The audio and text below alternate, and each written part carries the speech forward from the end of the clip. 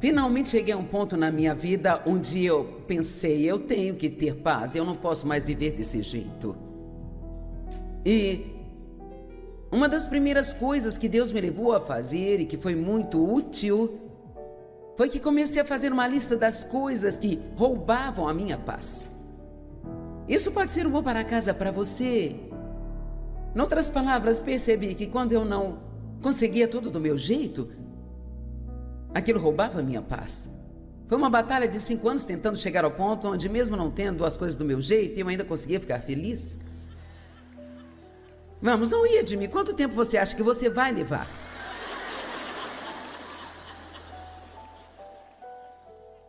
Você só passa a conhecer a vitória quando não consegue as coisas do seu jeito? E ainda assim mantém uma boa atitude e confia em Deus. Sim, temos uma pessoa lá em cima, Billy. Bem, agora, obviamente, você ainda terá sentimentos, você vai gostar. Ou vai achar que não gosta disso. E você pode sentir vontade de dizer um monte de coisas, mas nós não vivemos pelos nossos sentimentos. Deus nos dá o poder do Espírito Santo para nos ajudar a viver além de nossos sentimentos. Sabemos que somos mais que nossos sentimentos. Nós não temos que ser guiados pelo que queremos, pensamos ou sentimos. Podemos ser guiados pelo Espírito Santo. Amém? Paulo exortou sobre a unidade. Ele disse que esta era uma questão de grande importância, que o povo convivesse pacificamente por amor ao Evangelho e como testemunho para as pessoas. Contendas. Alguns nem sabem o que é contenda, mas significa brigas, discussões acaloradas, desentendimentos, mas ouça, esta é a parte assustadora, é uma corrente de raiva. Sabe o que é isso? É quando as pessoas sorriem religiosamente umas para as outras e dizem a paz do Senhor. Então, nos bastidores ficam fofocando sobre a mesma pessoa.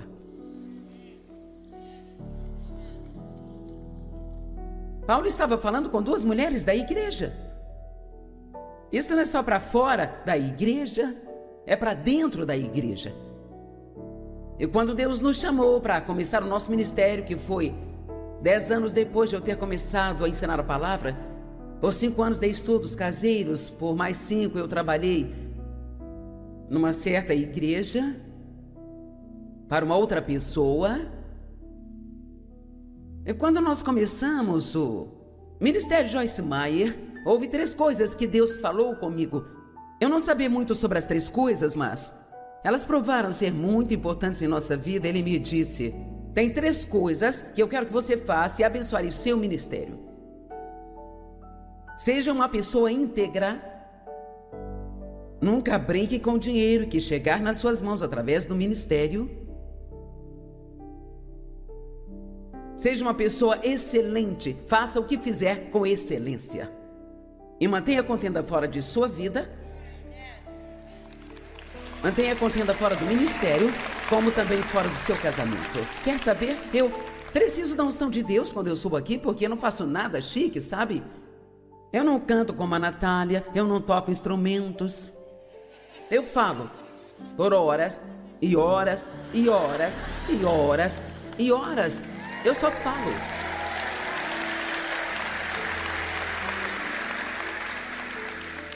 E eu tenho que ter a unção de Deus, se eu quiser manter a sua atenção. E você não pode ter a unção de Deus e ter contendas ao mesmo tempo. Agora ouça-me. Se você quer ter a unção de Deus em sua vida, não ouvimos o suficiente sobre a unção hoje em dia, mas é o poder, é a presença de Deus em sua vida que faz as coisas funcionarem. Estão me ouvindo? O que estou fazendo aqui em cima, sabe? Sim, é um trabalho árduo do ponto de vista de todo o estudo e da oração que são necessários com antecedência, mas quando eu chego neste ponto, isto já não é trabalho para mim, isto é fácil, eu gosto disso. Eu estou confortável aqui. Eu não sinto que estou fazendo um show, e isso é por causa da unção de Deus. A unção de Deus é descrita como o óleo e o óleo faz tudo fluir suavemente. Amém? Então eu estou implorando a você para manter a contenda fora da sua vida. Mantenha a contenda fora do seu casamento e fora da sua casa. Se você está envolvido no ministério, tem que manter a disputa fora do ministério, tem que manter a contenda fora da igreja. E há muito disso hoje em dia. Isso não é nada novo. Paulo lidou com isso na sua época. Era muito importante que as pessoas convivessem pacificamente. O Salmo 133 nos diz claramente, não é um salmo longo, mas nos diz que onde há unidade, a bênção e unção, unidade. Bem, era evidente, entre outras coisas, que Paulo tinha dito que havia divisão de algum tipo naquela igreja, sabe? E ele lidou com isso durante suas epístolas. Então eu estou fazendo hoje exatamente o que o apóstolo Paulo fez, e eu estou encorajando você e exortando você fortemente a tirar a contenda para fora de sua vida. Isso é algo no qual você precisa trabalhar. E ele lida especificamente com essas duas mulheres. E ele não apenas implora a elas para conviverem bem, ele as implora para não deixar seus próprios interesses dificultar a obra do Senhor. Ele pediu a elas para terem a mesma mentalidade. Você não encontrará duas pessoas que pensam da mesma forma. Então, o que ele estava dizendo? Não, duas pessoas nunca pensariam exatamente igual sobre todos os assuntos. Dave e eu somos tão diferentes. Ah, meu Deus! Por que Deus nos permite sermos atraídos por alguém que é tão diferente do que somos? Porque é exatamente disso que precisamos. Você se sente atraído por eles porque eles têm algo que você não tem. Eles podem fazer o que você não pode fazer. Todos nós temos personalidades diferentes. Onde você é fraco, eles são fortes. Onde eles são fracos, você é forte. E se os dois puderem ser um...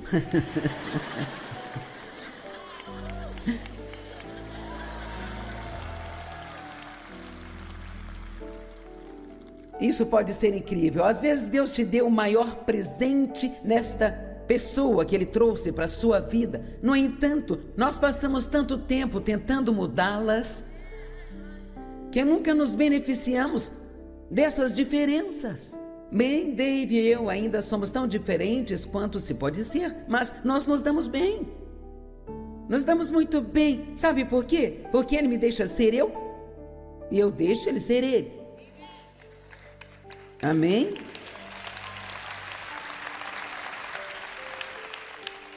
Vocês estão cansados? Por quê? Sou eu que estou fazendo todo o trabalho aqui?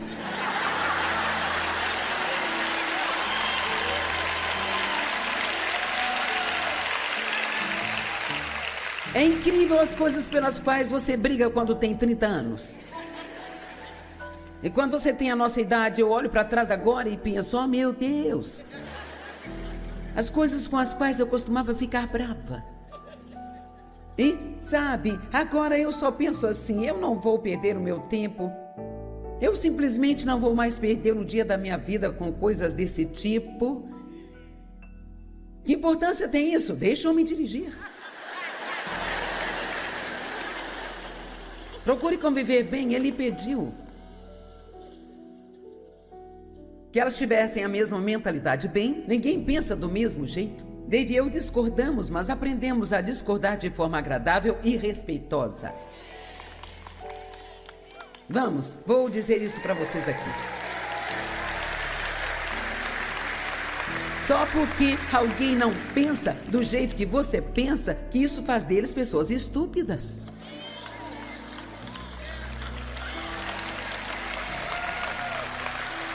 Eles têm direito a ter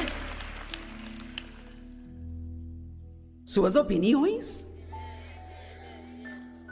Por outro lado, você nem sempre precisa dar a sua opinião.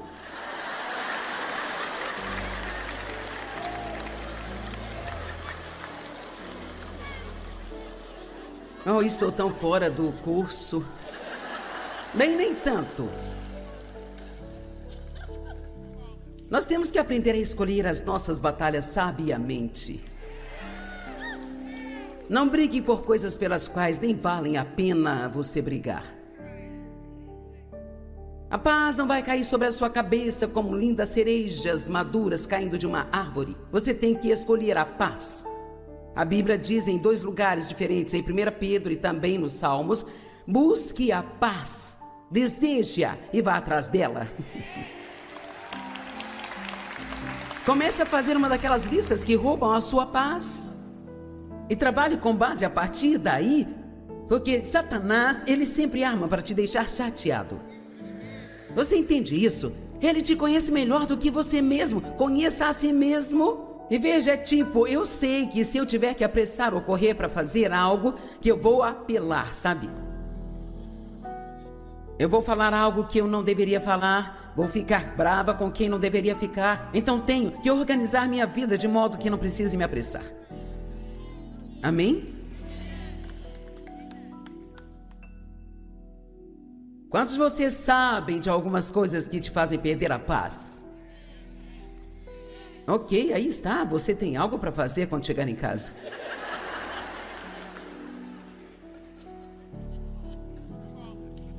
Eu amo isso. Paulo não apenas disse a essas 2 mulheres para se darem bem, ele encorajou a outras pessoas a ajudá-las a se darem bem.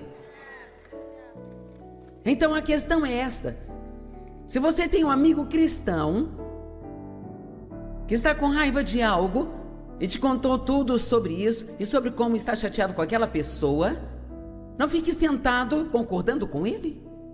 Encoraje-o a revelar isso e a deixar ir, e então a perdoar e a lembrar que, vamos lá, lembrá-lo do quão importante é a paz.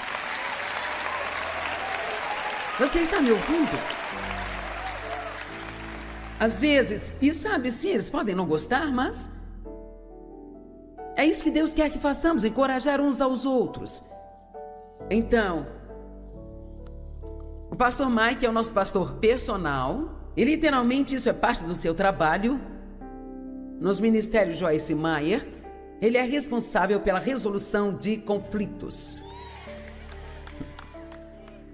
Porque nós temos cerca de 500 funcionários e não há como 500 pessoas se darem bem, sabe? Não importa o quão espirituais elas sejam.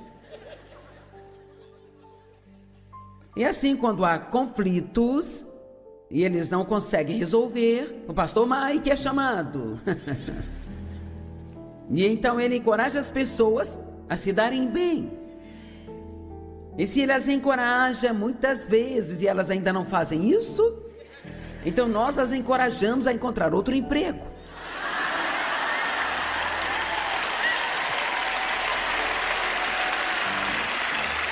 Sabe por quê? Porque eu vou te dizer isso diretamente. Eu trabalhei muito duro para deixar alguém imaturo, uma pessoa não espiritual, entrar aqui neste ministério e começar a criar um monte de problemas e assim matar a unção que muitos de nós trabalhamos por tanto tempo para manter forte. E é tão incrível um problema que uma pessoa intrometida, fofoqueira, aquele tipo sabe tudo, pode começar.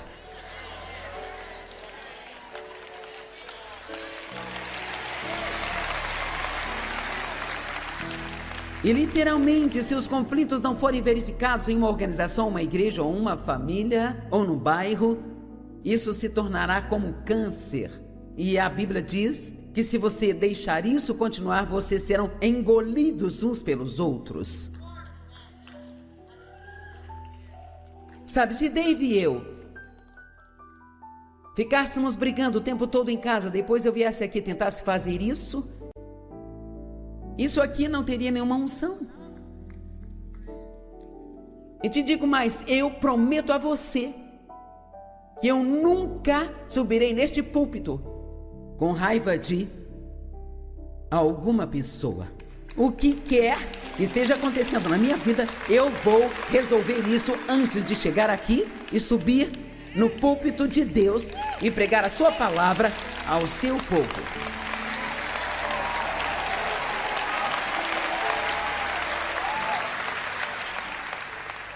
E para fazer isso, às vezes, como dizem, você precisa engolir alguns sapos. Não sei de onde veio esse ditado. Quem iria querer engolir um sapo, mas sabe. Você tem que ter humildade. Este não é o meu maior dom natural, sabe? E assim, como todo mundo, eu prefiro ter a última palavra, sabe, gente? Mas eu vou pedir desculpas mesmo que eu acho que eu não estou errada, apenas para manter a paz. Para preservar a unção na minha vida, porque não existe nada mais valioso do que a presença de Deus em sua vida. Uau!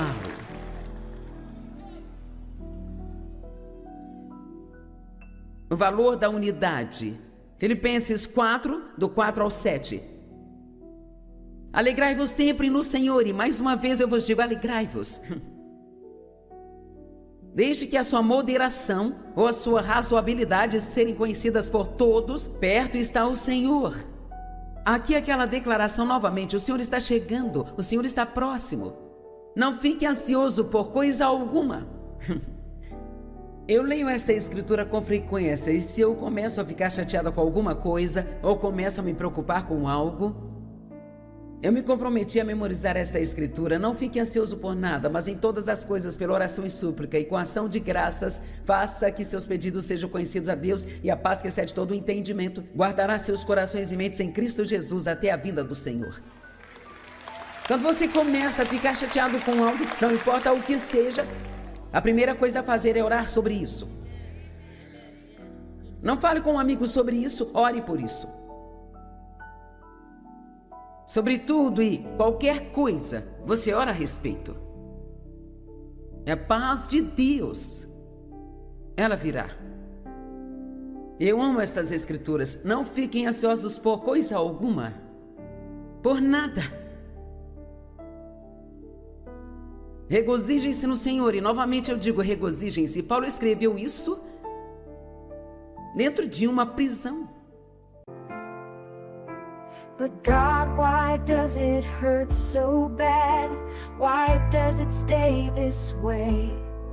The wounds that no one else can see still haunt me every day.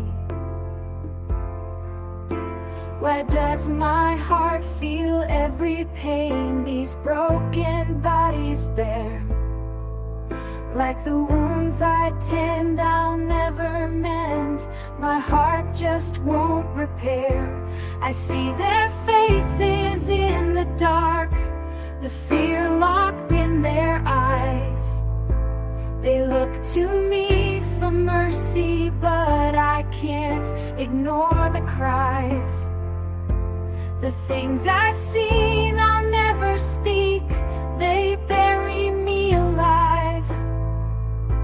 Yet here I stand with shaking hands. E eu tive a experiência de estar na cela da prisão onde ele realmente ficou quando escreveu algumas das cartas. E ela não era sequer do tamanho de um banheiro. Era muito pequena, sabe? Na verdade, eu penso que talvez ela tenha sido um pouco maior do que este púlpito. Eu nem sei se era tão profundo assim. O chão sujo. Eu não sei se isto é fato, você ouve tantas coisas, mas eu ouvi dizer que o lugar onde ele estava ficava no meio da cidade onde passava um esgoto. Então acho que ele pode ter ficado atolado até os tornozelos em algo que nem há como dizer, sabe? E ele falou, regozijem-se no Senhor. E novamente eu digo, regozijem-se. O que realmente significa na prática quando ele diz regozijem-se no Senhor? Significa que quando você, se você pensa e mantém a sua mente sobre o que Jesus fez por você, e que ele está voltando em breve, Voltemos para aquela mensagem de ontem que eu espero que grude em vocês e continue sendo valiosa, de que aqui não é o nosso lar. Nunca vamos conseguir ficar 100% felizes aqui, nem mesmo 100% contentes aqui, porque aqui não é o nosso lar. Estamos indo para casa. O Senhor está vindo, Ele está voltando. Então não vamos nos preocupar com tudo que está acontecendo aqui o tempo todo, sabe?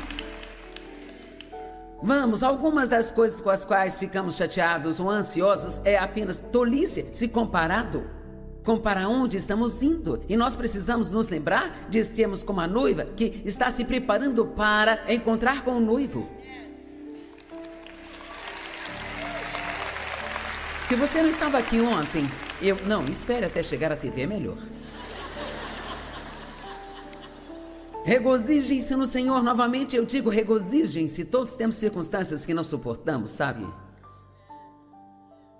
Deixe sua razoabilidade ou deixe a sua moderação ser conhecida por todos os homens. Bem, por que ele está de repente agora no meio disso falando sobre moderação? Faça todas as coisas com moderação. O que isso significa? Significa... não faça muito ou muito pouco de nada. Viva uma vida equilibrada. Obrigada. Você sabia que para viver uma vida equilibrada, você tem que manter suas prioridades na linha? E se você vai manter suas prioridades na linha, você tem que estar sempre endireitando as suas prioridades. Porque tiramos as coisas dos trilhos muito facilmente. Quão fácil é para nós começarmos a fazer muito disso e não o suficiente daquilo? Falar demais. Assistir muita televisão, gastar muito dinheiro, ou gastar o dinheiro que não tem. Ou seja lá qual for o caso, ficar deitado no sofá demais, não descansar o bastante. Você tem que fazer algumas orações para viver uma vida equilibrada. E 1 Pedro 5,8, na Bíblia Amplificada, diz: seja equilibrado, pois o seu adversário, o diabo, vaga como um leão, rugindo com fome feroz, buscando a quem ele possa devorar. O que isso está dizendo? Se você fica desequilibrado, é uma porta aberta para o diabo em sua vida. Todos nós temos circunstâncias que surgem em nossas vidas, que afetam nossas emoções, mas Deus nos dá o poder do Espírito Santo para vivermos além dos nossos sentimentos. Vamos ter sentimentos, mas não temos que deixá-los nos controlar, nós podemos controlá-los. Deixe Deus mudar o seu pensamento e você vai experimentar mais alegria em sua vida.